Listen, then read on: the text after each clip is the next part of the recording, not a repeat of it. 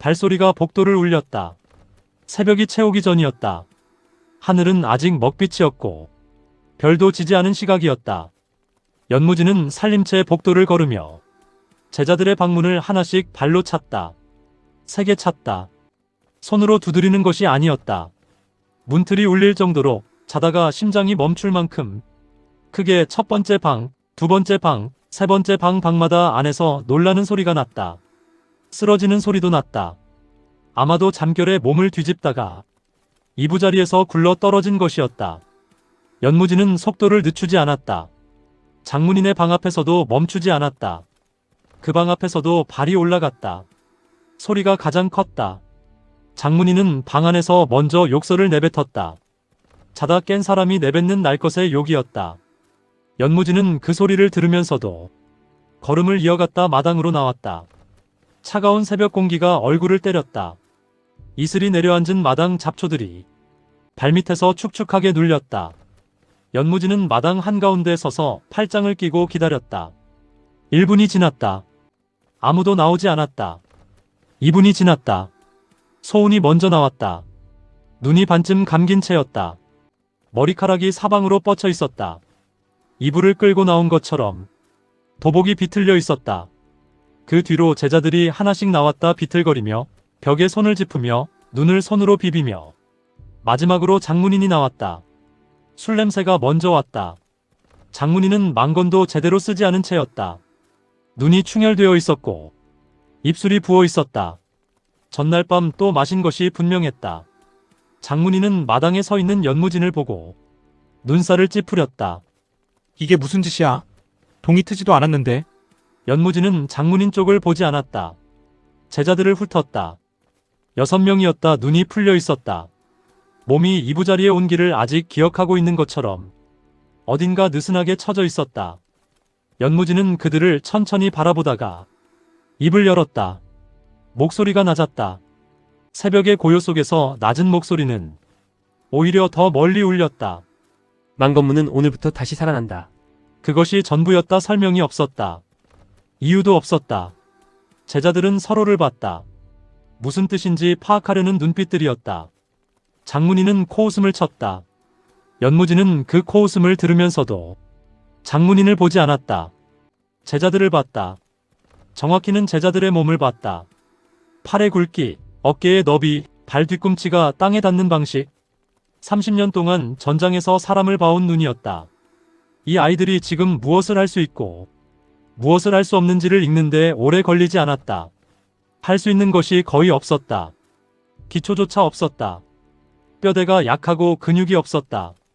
이것으로 검을 가르치는 것은 모래 위에 집을 짓는 것이었다. 연무진은 그것을 알면서 제자들 앞에 섰다. 강호는 기다려주지 않았다. 그것을 아는 사람이 할 수 있는 것은 하나였다. 최대한 빠르게, 최대한 깊게 만드는 것. 그 방법이 지금 이 아이들에게는 잔인해 보일 수도 있었다. 그러나 연무진은 잔인함과 필요함을 구분할 줄 알았다. 지금 이것은 필요한 것이었다. 동쪽 하늘이 아주 조금 밝아오기 시작하고 있었다. 먹빛 속에서 짙은 남색으로, 남색 속에서 회색으로 바뀌어가는 그 경계가 희미하게 생겨나고 있었다. 연무진은 그것을 등 뒤에 두고 제자들 앞에 서 있었다. 오늘이 시작되고 있었다. 제자들은 검을 기다렸다. 마당에 줄을 서서 이제 무언가 시작될 것이라는 기대와 긴장이 뒤섞인 얼굴로 연무진을 바라봤다. 가장 나이 많은 제자는 16이었다. 가장 어린 소우는 10살이 채 되지 않았다. 그 사이 나이들이 줄을 채웠다. 각자 잠에서 완전히 깨어나지 못한 얼굴들이었지만 그래도 눈에는 무언가 기대하는 빛이 있었다. 오늘부터 수련이 시작된다는 말이 그것을 만들어낸 것이었다. 연무진은 창고로 들어갔다. 나무 물통이 있었다. 크고 두꺼운 것으로 6개를 끌어냈다. 그리고 장작 묶음을 가져왔다. 팔뚝 굵기의 나무를 거칠게 묶은 것들이었다. 각각의 물통에 물을 채웠다. 가득 채웠다. 철철 흘러넘칠 때까지 그것을 제자들 앞에 하나씩 놓았다. 장작 묶음도 옆에 놓았다. 제자들이 물통과 장작을 번갈아 내려다봤다. 연무진은 간단하게 말했다. 등에 짊어져라. 물통과 장작. 모두 소운이 먼저 손을 들었다. 아이들 중 가장 어린 아이가 가장 먼저 손을 드는 것이 용감한 것인지 아직 상황을 모르는 것인지 알 수 없었다. 소운은 물통을 번쩍 들어올리려 했다. 들리지 않았다. 두 손으로 잡고 온몸에 힘을 써도 바닥에서 조금 들어올려지다가 다시 내려갔다. 물이 절반이 쏟아졌다. 연무지는 그것을 보고 물통을 다시 채웠다. 가득 채워라. 소운의 얼굴에서 기대가 사라지기 시작했다. 다른 제자들의 얼굴에서도 마찬가지였다. 저 물통을 등에 지라는 말이 실감되기 시작한 것이었다. 가장 덩치 큰 16살 제자가 먼저 물통을 등에 걸쳤다. 가죽끈을 어깨에 얹고 허리를 굽혀 중심을 잡으려 했다. 거기에 장작 묶음까지 올려지자 무릎이 먼저 떨렸다. 연무지는 뒤에서 지켜봤다.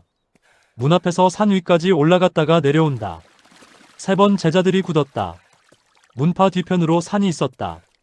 낮은 산이 아니었다. 가파른 곳이었다. 올라가는 길이 제대로 난 것도 아니었다. 풀을 헤치고 바위를 잡고 올라가야 하는 구간이 중간에 있었다. 빈몸으로 올라가도 2시간이 걸리는 거리였다. 거기를 물통과 장작을 지고 3번 왕복하라는 것이었다. 가장 먼저 입을 연 것은 13살 된 사제였다. 사형검은 언제 잡아요?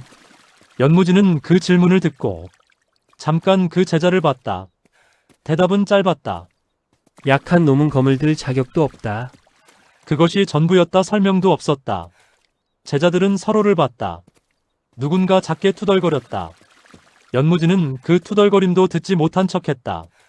첫 번째 왕복이 시작됐다. 제자들이 물통과 장작을 짊어지고 산길로 올라갔다. 처음에는 그래도 버텼다 오기가 있었다. 그러나 산길 초입의 경사가 시작되면서 달라졌다. 무릎이 먼저 반응했다. 발끝이 땅에 걸렸다. 등에 실린 무게가 몸을 아래로 누르기 시작했다. 물통이 흔들리면서 물이 등을 타고 흘러내렸다. 찬물이었다. 새벽산에서 찬물이 등줄기를 타고 내려오는 것이 어느 정도 감각인지는 직접 겪어본 사람만이 알 수 있었다. 연무지는 아래에서 오르지 않았다. 그냥 두었다. 제자들이 오르는 것을 지켜보다가 가장 뒤처진 제자가 시야에서 사라질 때쯤 연무진도 천천히 산을 올랐다. 무기도 없었고 짐도 없었다. 그냥 걸었다. 그러나 발이 땅을 밟는 방식이 달랐다. 소리가 없었다. 무게를 분산시키는 방식이었다. 30년이 몸에 새긴 것이었다. 첫 번째 왕복이 끝났을 때 제자들은 모두 그 자리에 쓰러졌다. 도화가 처음 넘어진 곳은 산길 초입이었다. 경사가 본격적으로 시작되는 지점에서 발이 걸렸다. 물통이 등에서 흔들리면서 중심이 무너졌다. 넘어지는 순간 손이 먼저 나갔다. 돌바닥에 손바닥이 부딪혔다. 쓸렸다. 손바닥 살이 까졌다. 피가 맺혔다. 도화는 이를 악물고 일어나려 했다. 물통이 등에서 옆으로 기울면서 다시 중심이 흔들렸다. 두 번째로 무릎이 땅에 닿았다. 아무도 돌아보지 않았다. 앞서 올라가는 제자들은 자신의 다리를 올리는 것만으로도 한계였다. 뒤를 돌아볼 여유가 없었다. 도화는 혼자 무릎을 짚고 일어섰다. 손바닥에서 피가 흘러 손가락 사이를 적셨다. 닦을 것이 없었다. 도복자락에 손을 문질렀다. 붉은 자국이 남았다. 도화는 그것을 내려다보다가 다시 앞을 봤다.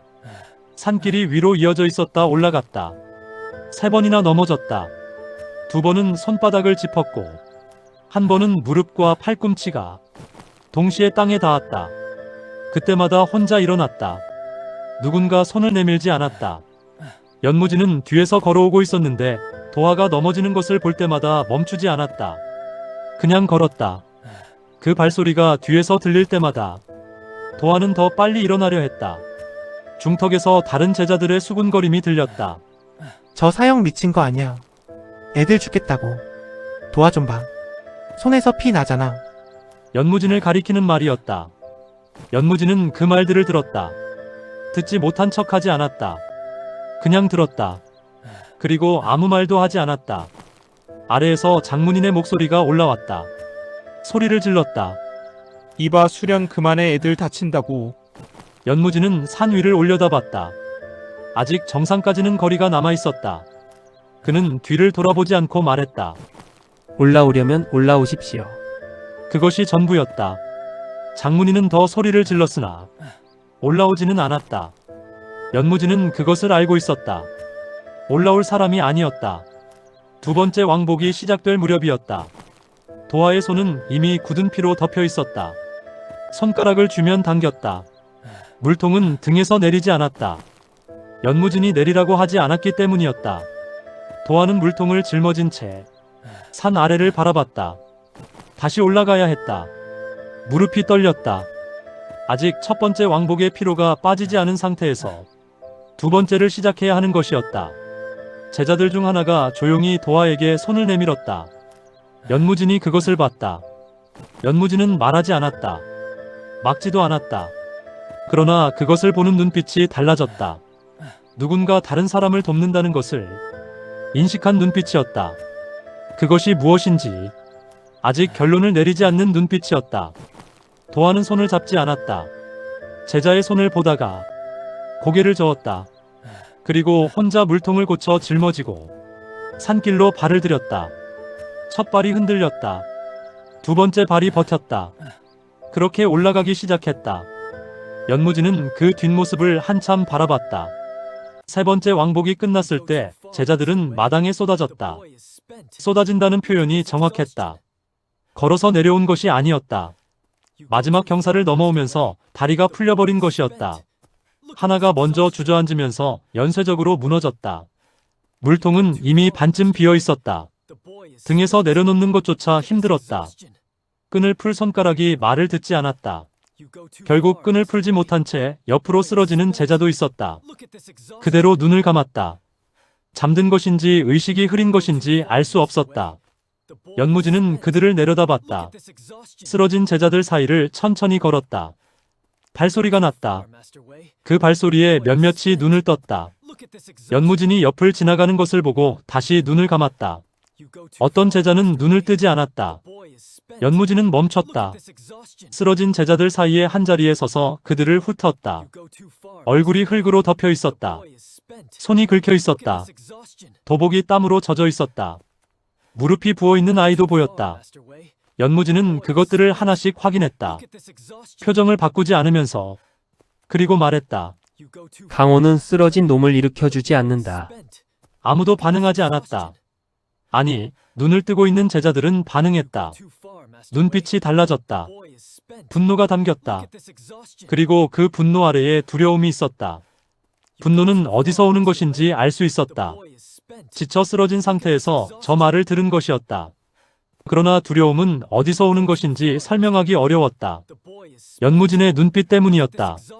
그 눈빛은 화가 난 사람의 것이 아니었다. 가르치려는 사람의 것도 아니었다. 사실을 말하는 사람의 눈빛이었다. 강호는 쓰러진 놈을 일으켜주지 않는다는 것이 진실이라는 것을 알고 있는 사람의, 그것을 몸으로 배운 사람의 눈빛이었다. 그 눈빛 앞에서는 반박이 나오지 않았다. 소운이 입술을 달싹였다. 무언가 말하려다 멈췄다. 눈에 눈물이 차올랐다. 피곤함에서 오는 눈물이었다. 소운은 그것을 참으려고 눈을 가늘게 떴다. 이를 악물었다. 연무진은 소운을 봤다. 소운이 눈물을 참는 것을 봤다. 그리고 지나쳤다. 살림채 쪽에서 장문인이 나왔다. 마당에 쓰러진 제자들을 보고 장문인의 얼굴이 굳었다. 연무진에게 걸어왔다. 목소리를 낮췄으나 낮아지지 않았다. 이게 무슨 수련이야? 애들 잡을 셈이야. 연무진은 장문인을 보지 않았다. 내일도 같은 것을 한다. 장문인이 입을 열었다. 말이 나오려다 멈췄다. 연무진의 옆얼굴이 그것을 막았다. 무언가를 말해도 통하지 않을 것이라는 것을 느끼게 하는 얼굴이었다. 장문인은 결국 말을 삼키고 돌아섰다. 마당에 쓰러진 제자들은 저녁이 되어서야 살림채로 기어들어갔다. 그중 아무도 수련을 그만두겠다고 하지 않았다. 연무진은 그것을 알았다. 도망치지 않는 것은 아직 오기가 남아있다는 뜻이었다. 오기가 있는 한 만들 수 있었다. 그것은 연무진이 기다리는 것이었다. 사흘이 지났다. 사흘 동안 제자들은 검을 한 번도 잡지 못했다. 수련은 매일 같은 방식으로 반복됐다. 새벽에 시작해서 해가 질 때까지. 물 깃기, 나무 패기, 산 오르기. 물 깃기는 문파 아래 우물에서 물통을 채워 살림채까지 운반하는 것이었다. 계단이 있었고 경사가 있었다. 물통이 흔들리면 물이 쏟아졌다. 흔들리지 않게 걸으면서 경사를 오르는 것은 생각보다 훨씬 고됐다. 나무 패기는 도끼날이 무뎌진 낡은 도끼로 굵은 통나무를 패는 것이었다. 팔이 올라가지 않을 때까지. 그것들이 사흘째 반복됐다. 이틀째 저녁에 제자 2명이 손바닥에 물집이 잡혔다. 나무 도끼 자루에서 온 것이었다. 물집이 터졌다. 다음날 아침에도 도끼를 잡아야 했다. 터진 물집 위에 다시 물집이 잡혔다. 그것이 굳어지기 시작했다. 굳은 살이 될 것이었다. 아직은 아니었다. 지금은 통증이 먼저였다. 그런데 사흘째 오후부터 달라지기 시작했다. 처음에는 연무진이 먼저 알아챘다. 물통을 들고 계단을 오르는 소운의 보폭이 달라져 있었다. 첫날에는 발을 질질 끌었다. 계단 하나를 올라갈 때마다 멈추고 숨을 고르는 것이 필요했다. 그런데 사흘째에는 멈추지 않았다. 느리기는 했으나 멈추지 않고 계단을 올랐다. 숨이 가쁜 것은 마찬가지였다. 그러나 그 가쁜 숨 안에서 리듬이 생겨나고 있었다. 다른 제자들도 비슷했다. 산을 오를 때 달라졌다. 발이 땅을 짚는 방식이 달라졌다. 첫날에는 발 전체를 불규칙하게 내딛었다. 에너지를 흘려보내는 방식으로 걸었다. 사흘째에는 발 앞쪽으로 무게를 조절하면서 걷는 제자가 생겼다. 의식하고 한 것이 아니었다. 몸이 스스로 효율적인 방법을 찾아낸 것이었다. 사람의 몸은 살아남기 위해 배운다. 그것이 지금 일어나고 있었다. 연무진은 그것을 봤다. 표정은 바뀌지 않았다. 그러나 속에서 무언가가 확인됐다. 이 아이들은 쓸 수 있었다. 뼈대가 만들어지고 있었다. 아직 멀었다. 훨씬 멀었다. 그러나 방향은 잡혔다. 이것이 시작이었다. 저녁 무렵이었다. 제자들이 마당에 쓰러져 있었다. 이제는 쓰러지는 방식도 달라졌다. 첫날에는 그냥 무너졌다. 사흘째에는 쓰러지면서도 물통을 먼저 내려놨다. 몸이 쓰러지기 전에 손이 먼저 물통을 바닥에 놓았다. 그것이 습관이 되어가고 있었다. 아무도 그렇게 하라고 가르치지 않았다. 몸이 배운 것이었다. 연무진은 저물어가는 하늘을 바라봤다. 사흘. 아직 사흘이었다. 검을 주기에는 이르다. 그러나 멀지 않았다. 몸이 이렇게 빨리 반응하리라고는 생각하지 않았다. 이 아이들이 생각보다 강했다. 아니, 정확히는 포기를 모르는 것이었다. 포기를 모른다는 것은 가르칠 수 없는 것이었다. 처음부터 가지고 있거나 없거나 둘 중 하나였다. 이 아이들은 가지고 있었다. 연무진은 내일의 수련을 달리할 생각을 하기 시작했다. 다른 제자들이 잠든 뒤였다. 살림채 안에서 고른 숨소리가 들렸다. 사흘 동안의 수련이 쌓인 몸들이었다. 의식이 닿는 순간 잠에 떨어지는 수준이었다. 연무진은 살림채 밖에 서서 그 숨소리를 들었다. 그리고 도화의 방문 앞으로 걸어갔다. 문을 두드렸다. 세게 두드리지 않았다. 나와라. 잠시 후 문이 열렸다. 도화였다. 눈이 반쯤 감겨 있었다. 아직 잠에서 완전히 빠져나오지 못한 상태였다. 도복이 비뚤어져 있었다. 신발을 신는 것도 버거워 보였다. 연무진은 마당으로 걸어갔다. 도화가 따라 나왔다. 말이 없었다. 연무진이 마당 한가운데 멈춰 서자 도화도 멈췄다. 달이 없는 밤이었다. 구름이 하늘을 덮고 있었다. 별도 보이지 않았다. 마당은 어두웠다. 등잔도 없었다. 연무진은 도화 앞에 섰다. 손목 내밀어라. 도화가 오른손을 내밀었다. 연무진은 손목을 잡았다. 두 손가락으로 맥이 뛰는 자리를 짚었다. 눈을 감았다. 맥을 읽는 것이었다. 내공이 없어도 맥을 읽는 기법은 달랐다. 손끝의 감각으로 피의 흐름을 읽는 것이었다. 연무진은 그것을 30년 동안 해왔다. 읽기 시작했다. 처음에는 평범한 맥이었다. 사흘 수련으로 지친 몸에 빠르고 얕은 맥이었다. 그런데 조금 더 깊이 짚으니 달랐다. 표면 아래에 무언가가 있었다. 흐름이 일정하지 않았다. 일반적인 아이의 맥에서 나오지 않는 리듬이 있었다. 아주 작고 아주 깊은 곳에, 그러나 분명히 있었다. 연무지는 눈을 뜨지 않은 채 도화의 호흡을 들었다. 숨을 크게 들이쉬어라. 도화가 숨을 들이쉬었다. 가슴이 올라갔다. 연무진의 손끝에서 변화가 왔다. 숨을 들이쉬는 순간 맥의 리듬이 미세하게 달라졌다. 보통의 사람에게서는 나오지 않는 변화였다. 기가 순환하는 사람에게서 나오는 변화였다. 그것이 아직 열리지 않은 상태에서도 반응하고 있었다. 연무진은 눈을 떴다. 손목을 놓았다. 도화를 내려다봤다. 도화는 연무진의 시선을 받으면서 고개를 약간 들었다. 잠이 달아나 있었다. 연무진이 무언가 이상한 것을 발견했다는 것을 느낀 것이었다. 그 눈에 불안이 담겼다. 연무진은 잠시 도화를 바라보다가 말했다. 내 몸. 이상하군. 도화의 눈이 커졌다. 이상하다는 말이 어떤 의미인지 파악하려는 눈빛이었다. 좋은 것인지 나쁜 것인지. 연무진은 그 이상의 말을 하지 않았다. 몸을 돌렸다. 들어가서 자라. 도화가 뒤에서 말을 하려다 멈추는 소리가 들렸다. 연무진은 돌아보지 않았다. 살림채 쪽으로 걸어가다가 멈췄다. 하늘을 올려다봤다. 구름 사이로 별 하나가 잠깐 보였다가 다시 가려졌다. 기맥이 열리지 않은 아이의 몸 안에서 기가 반응하고 있었다. 그것도 수련을 시작한 지 사흘밖에 되지 않은 상태에서. 보통의 일이 아니었다. 연무진은 그것을 알았다. 그러나 지금 당장 결론을 내릴 것이 아니었다.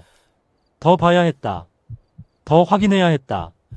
밤이 깊어지고 있었다. 나흘째 저녁이었다. 수련이 끝나고 제자들이 마당에 앉아 숨을 고르는 시간이었다. 연무진은 마당 한쪽 나무 아래에서 가지 하나를 꺾었다. 손가락 굵기였다. 길이는 2뼘 남짓이었다. 껍질을 벗기지 않은 생가지였다. 연무진은 그것을 들고 도화에게 걸어갔다. 내던졌다. 도화는 반사적으로 받았다. 손바닥에 가지가 닿았다. 뭔지 확인하려고 내려다봤다. 나뭇가지였다. 눈을 들어 연무진을 봤다. 휘둘러봐라. 도화는 나뭇가지를 쥐었다. 어떻게 휘두르라는 것인지 몰랐다. 검을 잡아본 적이 없었다. 대충 손에 쥐고 앞으로 내밀었다. 연무진은 그것을 봤다. 자세가 없었다. 손목이 꺾여 있었다. 어깨가 굳어 있었다. 전형적인 무공을 배우지 않은 사람의 자세였다. 그냥 흔들어봐라. 생각하지 말고. 도화가 눈을 가늘게 떴다. 생각하지 말고라는 말이 어렵게 들렸다. 그러나 일단 손목을 움직였다. 나뭇가지가 허공을 저었다. 불규칙했다. 방향도 제각각이었다. 힘도 고르지 않았다. 그냥 팔을 흔드는 것과 다를 것이 없었다. 다른 제자들이 지켜봤다. 몇몇은 비슷하게 생각하는 눈치였다. 저게 뭔 의미가 있는 건지. 연무진은 그 눈빛들을 의식하지 않았다. 도화가 나뭇가지를 흔드는 것만을 봤다. 6번, 7번, 8번. 그 순간이었다. 9번째 동작에서 뭔가 달랐다. 눈에 보이는 것이 아니었다. 연무진이 느낀 것이었다. 공기였다. 나뭇가지가 지나간 자리에서 공기의 흐름이 달라졌다. 바람이 일었다는 것이 아니었다. 나뭇가지의 움직임이 주변 기류에 영향을 준 것이었다. 그것은 단순히 물건이 공기를 가르는 것과 달랐다. 무언가 더 있었다. 아주 미세하게, 그러나 분명히. 도화는 그것을 느끼지 못했다. 그냥 팔이 아파서 멈췄다. 나뭇가지를 내리고 연무진을 봤다. 뭔가 잘못됐냐는 눈빛이었다. 연무진은 말하지 않았다. 잠시 도화를 바라보다가 시선을 거뒀다. 마당 저편을 봤다. 표정이 없었다. 그러나 머릿속에서는 빠르게 무언가가 돌아가고 있었다. 방금 느낀 것이 착각인지 아닌지를 확인하는 것이었다. 착각이라고 결론 내리기에는 너무 명확했다. 착각이 아니라고 결론 내리기에는 아직 이르다. 다시 확인이 필요했다. 내일 아침에 다시 한다. 도화가 알겠다는 듯 고개를 끄덕였다. 나뭇가지를 손에 쥔 채 자리로 돌아가려 했다. 연무진이 말했다. 가져가라. 자기 전에 100번 흔들어라. 도화는 나뭇가지를 쥔 손을 내려다봤다. 그리고 알겠다는 말 없이 고개를 끄덕였다. 연무진은 그것을 보고 돌아섰다. 마당을 가로질러 걷기 시작했다. 나뭇가지 하나였다. 검이 아니었다. 내공도 없었다. 그러나 방금 도화의 나뭇가지가 지나간 자리에서 연무진이 느낀 것은 분명했다. 30년 동안 검을 준 사람이 착각으로 느끼는 것이 아니었다. 이 아이에게 무언가 있었다. 닷새째 새벽이었다. 다른 제자들이 수련을 시작하기 전이었다. 연무진이 도화를 마당으로 불러낸 것은 동이특이 1시간 전이었다. 도화는 눈을 비비며 나왔다. 손에는 어젯밤 가져간 나뭇가지가 쥐어져 있었다. 잠들기 전에 100번을 흔들었다는 뜻이었다. 연무진은 그것을 확인하지 않았다. 가지고 나온 것으로 충분했다. 어제처럼 흔들어라. 도화가 나뭇가지를 쥐고 팔을 움직이기 시작했다. 연무진은 옆에 서서 봤다. 처음 몇 번은 어제와 비슷했다. 그런데 10번을 넘어가면서 달라지기 시작했다. 팔의 움직임이 어제보다 부드러워졌다. 100번을 흔들면서 몸이 무언가를 기억해가고 있었다. 아직 형태가 없었다. 그러나 흐름이 생겨나고 있었다. 20번째였다. 도화의 얼굴이 달라졌다. 이마에 땀이 맺혔다. 단순히 팔을 흔드는 것에서 나오는 땀이 아니었다. 숨이 거칠어졌다. 몸 안에서 뭔가가 반응하기 시작하는 것 같았다. 도화는 그것을 느끼고 있었다. 나뭇가지를 흔드는 속도가 느려졌다. 멈추려는 것이 아니었다. 뭔가에 집중하려는 것이었다. 30번째였다. 도화의 손끝에서 나뭇가지의 끝이 떨렸다. 팔의 피로에서 오는 떨림이 아니었다. 진동이었다. 나뭇가지 전체가 미세하게 진동했다. 그리고 그 순간이었다. 나뭇가지 끝에서 빛이 스쳤다. 아주 짧은 순간이었다. 눈을 깜빡이는 사이에 사라질 만큼 짧았다. 그러나 있었다. 희미하고 창백한 빛이 나뭇가지 끝에서 스쳐 지나갔다. 도화는 그것을 보지 못했다. 너무 짧았다. 그리고 도화의 눈은 나뭇가지가 아닌 손목에 있었다. 손목이 뜨거웠다. 안에서 뜨거운 것이 올라오는 것 같았다. 숨이 막히는 것 같다가 어느 순간 길이 트이는 감각이었다. 도화는 그 감각에 집중하다가 동작을 멈췄다. 왜 멈추냐? 연무진의 목소리가 낮게 울렸다. 도화가 얼굴을 들었다. 눈빛이 달랐다. 방금 전까지 잠이 덜 깬 눈빛이었는데 지금은 무언가에 놀란 것처럼 선명했다. 뜨거운 것이 손목에서. 연무진은 말하지 않았다. 도화의 손목을 잡았다. 어젯밤 맥을 짚었던 자리였다. 두 손가락이 맥에 닿았다. 눈을 감지 않았다. 감을 필요가 없었다. 손끝에서 바로 느껴졌다. 맥이 어제와 달랐다. 단순히 빠르거나 느린 것이 아니었다. 무언가가 움직이고 있었다. 아직 열리지 않은 것이 조금씩 압력을 받고 있었다. 연무진의 눈빛이 흔들렸다. 아주 잠깐이었다. 평생 전장에서 눈빛을 숨기는 훈련이 된 사람이었다. 그 눈빛이 흔들렸다는 것은 연무진 스스로도 의식하지 못한 것이었다. 그러나 새벽빛 아래서 도화는 그것을 봤다. 사형옥 씨, 연무진이 손목을 놓았다. 계속 흔들어라. 도화는 잠깐 더 말하려다 입을 다물었다. 나뭇가지를 다시 들었다. 팔을 움직이기 시작했다. 연무진은 그 옆에 서서 봤다. 눈빛을 다시 가라앉혔다. 그러나 가라앉은 그 안에서 무언가가 움직이고 있었다. 도화의 맥이 반응하고 있었다는 것. 나뭇가지 끝에서 빛이 스쳤다는 것. 그 두 가지가 하나로 연결되고 있었다. 동쪽 하늘이 밝아오기 시작했다. 수련이 끝난 뒤였다. 제자들은 살림채로 들어갔다. 저녁을 먹고 쓰러지듯 눕는 것이 사흘째의 일과였다. 연무진은 마당에 혼자 남았다. 등잔 하나를 손에 들고 도화 곁에 앉았다. 도화는 저녁 수련 후 마당 한쪽에 쪼그리고 앉아 나뭇가지를 손에 쥔 채 잠들려 하고 있었다. 연무진은 그 옆에 앉아 등잔을 가까이 댔다. 도화의 등을 봤다. 아침에 나뭇가지를 흔들던 도화가 잠깐 도복을 벗어야 하는 순간이 있었다. 물을 뒤집어 쓴 뒤 옷을 갈아입는 것이었다. 그 순간 등이 보였다. 연무진은 그것을 보고 지나쳤다. 아무 말도 하지 않았다. 그러나 그 자리가 머릿속에 남아있었다. 어깨 뒤쪽이었다. 왼쪽 어깨뼈 아래, 등 윗부분. 거기에 반점이 있었다. 붉은 빛이었다. 평범한 점과 달랐다. 평범한 점은 경계가 명확했다. 이것은 달랐다. 경계가 흐릿하게 번져 있었다. 마치 안에서 밖으로 스며나온 것처럼. 크기는 엄지손가락 끝만 했다. 색이 짙지 않았다. 옷을 입으면 보이지 않는 위치였다. 연무진은 등잔을 도화의 등 가까이 댔다. 도화가 눈을 떴다. 연무진이 등 쪽을 보고 있는 것을 느꼈다. 고개를 돌리려 했다. 가만히 있어라. 도화가 멈췄다. 연무진은 도화의 등에 손을 가까이 댔다. 닿지는 않았다. 등 위 한치 높이에서 손바닥을 편 채 반점 위를 훑었다. 손바닥에서 아무것도 느껴지지 않았다. 내공이 없는 몸이었다. 내공이 있었다면 바로 읽었을 것이었다. 눈으로 봤다. 반점의 형태를 오래 봤다. 모양이 있었다. 완전한 원이 아니었다. 어딘가 한쪽이 살짝 눌린 형태였다. 연무진은 그 형태를 기억 속 어딘가에서 찾았다. 빠르게 뒤졌다. 전장에서 만났던 사람들, 강호에서 들었던 이름들, 오래된 기록들. 찾았다. 이름이 있었다. 오래전 강호에서 사라졌다고 전해지는 혈맥이었다. 특정 가문의 사람들에게 나타나는 표식이었다. 혈맥이 강한 자에게 태어날 때부터 나타나는 것이었다. 연무진이 직접 본 것이 아니었다. 기록으로 본 것이었다. 오래전 망건문의 장서고에 있던 기록. 그 기록 속 사파와 지금 도화의 등에 있는 반점이 일치했다. 그 가문은 100년 전에 사라졌다. 연무진은 손을 걷었다. 몸을 일으켰다.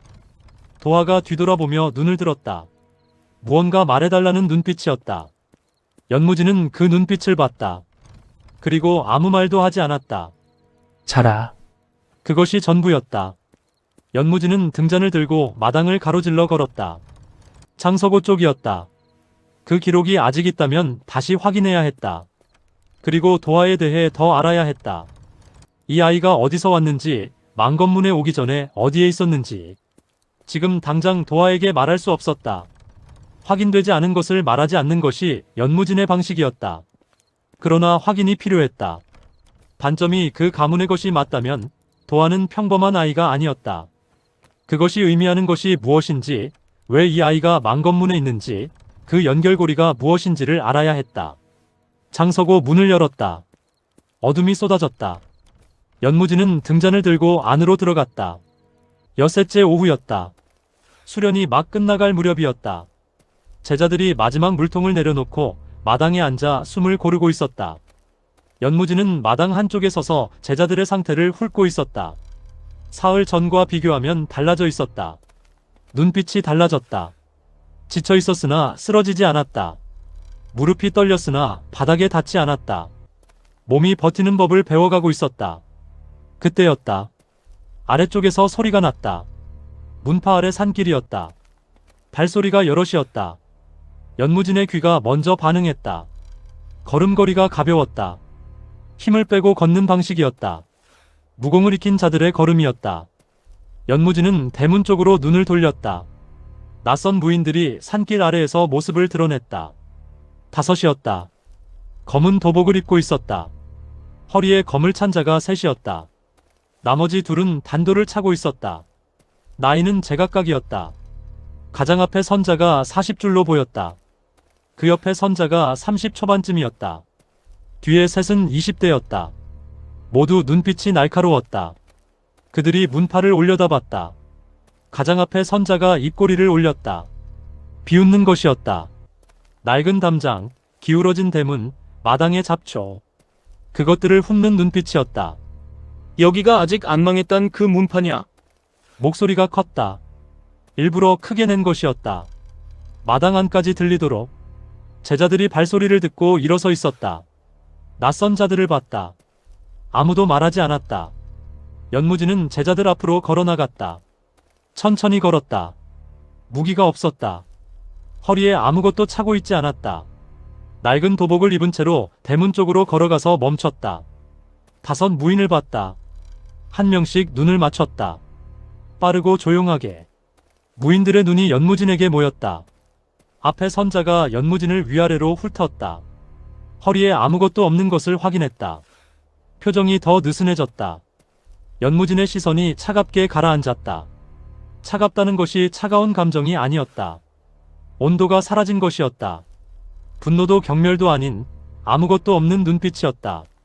그 눈빛이 앞에 선 무인에게 닿는 순간 무인의 표정이 미세하게 변했다. 느슨하던 것이 잠깐 굳었다. 본능이 먼저 반응한 것이었다. 그러나 이내 다시 느슨해졌다. 무기도 없는 노련하지 않아 보이는 중년이었다. 그 순간이었다. 뒤에 선 무인 중 하나가 마당 안을 훑다가 멈췄다. 제자들 쪽이었다. 그 무인의 눈이 한 곳에서 고정됐다. 도화였다. 도화가 다른 제자들과 함께 마당에 서서 낯선 무인들을 보고 있었다. 그것을 본 무인의 얼굴이 굳어졌다. 앞에 선자가 말을 이으려다 멈췄다. 뒤에서 굳어버린 동료의 이상한 분위기를 느낀 것이었다. 고개를 돌렸다. 그 시선이 도화에게 닿았다. 그 무인도 굳었다. 눈을 가늘게 떴다. 도화를 다시 봤다. 잠깐! 목소리가 달라졌다. 아까의 여유롭고 비웃는 목소리가 아니었다. 낮아졌다. 긴장이 담겼다. 저 얼굴은 설마 연무지는 그 말을 들으면서 무인들과 도화를 동시에 봤다. 무인들의 눈빛이 달라졌다는 것을 느꼈다. 비웃음이 사라진 자리에 다른 것이 들어와 있었다. 당황이었다. 아니, 당황보다 더 복잡한 것이었다. 연무지는 도화와 무인들 사이에 섰다. 소리 없이 발이 이동했고 몸이 그 사이를 막았다. 무인들의 시야에서 도화가 가려졌다.